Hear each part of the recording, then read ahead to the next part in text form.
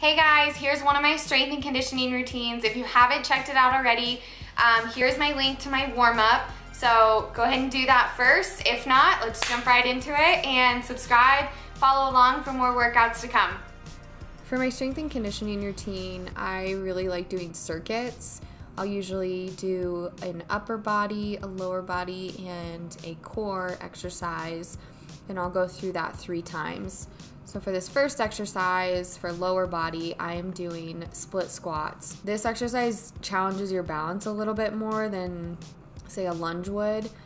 I'm trying to kind of come up a little bit quicker and go down a little slower and making sure that I'm getting full depth on that squat. Trying to keep my core engaged, making sure I'm not collapsing my shoulders forward or back. I'm doing box jumps here. I'll do these after the split squats to try and get a little bit of explosive movement in. I'll do 3 sets of 6 reps of the box jumps. For the upper body exercise, I'm doing TRX rows. I'll do 3 sets of 10 reps on this one. It's basically just pulling my chest up to the midline and coming back down, trying to keep my body in one straight plane. You could also just use a bar for this one too if you don't have a TRX. This is one of my core exercises for the first circuit. I'm not sure what they're called, but I usually do 10 rotations one direction, and then I'll do 10 rotations the other direction. And goal is just to keep your core engaged, trying to keep it pressed back onto the chair. For the second one, I just try and mix it up a little bit. This one works a little bit more of the obliques. I do 5 circles one way, 5 circles the other way, switch, do 5 and 5. Just really keeping that core engaged again, kind of working some different muscles. For this last core exercise, I just try and do straight leg drops. And then after 10 reps of that, I will switch off and do single leg drops with bent legs, trying to keep my back pressed against the bench and just keeping my core engaged. For this second circuit, I have an upper body, a lower body, and a core exercise. For the hamstring curls, I'll do 3 sets of 8. The goal is to really keep your upper body flat and straight and keep that plane. On the way down, you're trying to go really slow and then pop up and really engage those hamstring muscles to help pull you up. You also really need to keep your core engaged to keep your back flat and make sure you're not caving or overusing your calves to help you come up. For the lat pull down, I'll do 3 sets of 10. What I'm really trying to do here is engage my lat muscles and really try to squeeze them as I'm coming down.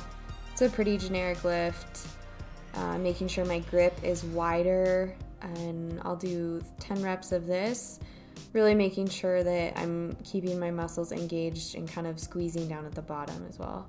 This is probably one of my favorite core exercises, super easy to do if you have a yoga ball. I'll do 3 by 1 minute. Basically what I'm doing is 10 circles one way, 10 circles the other, and then I will do 10 presses out.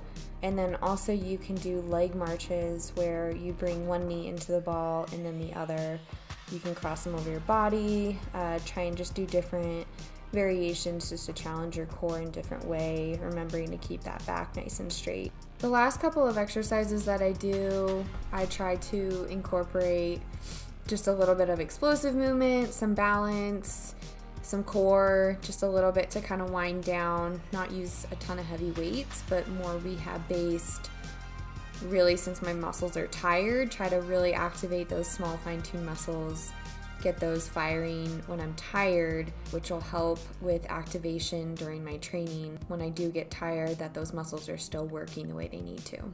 These are just squat med ball tosses. I'm trying to drive off that outside leg and really throw the ball against the wall. This engages upper body, lower body, and core. I do this 3 times through, 8 to 10 reps on each side. This is a really good balance exercise, really works the ankle, glute, and foot stability. Throwing the ball laterally challenges that ankle's ability to stabilize, especially for running and fencing. It's really important to have that strength to avoid sprained ankles and prevent injury. This is a good core exercise to really work the obliques. Getting the ball at a good angle to where you're not resting on it, you're still able to get all that mobility to get a full range of motion to really work all those deep core muscles in the obliques. After I do the oblique crunches, I'll do this core exercise. I like it too. It helps with some stability in my shoulders. It's ab pikes, so I'll go straight up in a V. If this is too challenging, you can just bring your knees straight in. And then another one I build on from that is I bring one knee into the side and then the other knee in. I'll do that 10 times on each side and 10 pikes. After my strength and conditioning, I like to stretch out with the band. I feel like it helps my muscles while they're nice and warm to just get that elasticity. If there's anything that's sore, just kind of work through that, and helps me recover quicker and get ready for the next workout or for the next day. Workout number 4 of the day, done.